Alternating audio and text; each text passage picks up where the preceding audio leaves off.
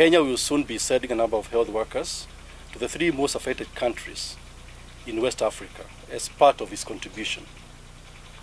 These health workers will be joining many others from other parts of the world in an effort to bring this outbreak under control.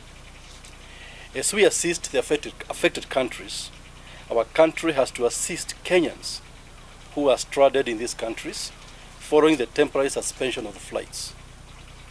The government has therefore made arrangements to bring home a number of Kenyans that have been stranded in Liberia, totaling 12, and Sierra Leone, totaling 5. The 12 Kenyans from Liberia are expected to arrive in the country tonight at 11:25 p.m. My ministry is under obligation to protect Kenyans and the persons living this country against disease transmission, in particular Ebola. In order to ensure that these returning Kenyans do not spread Ebola in the country, they will undergo a thorough screening on arrival. The following steps will be taken as part of the screening. 1.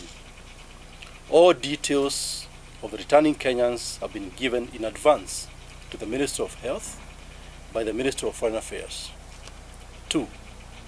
The returnees will not be allowed to get in contact with family members before screening and confirmation of their health status. They will be ferried in a bus from the plane to the place of screening. Number 3, upon arrival at the airport, all the returning Kenyans will be interviewed by trained port health officials on the following: the country of origin, areas visited in that country, possible exposure to Ebola, such as being close to a sick person, attending burials, visiting sick people in health facilities, and if they are health workers who are assisting in the management of Ebola patients.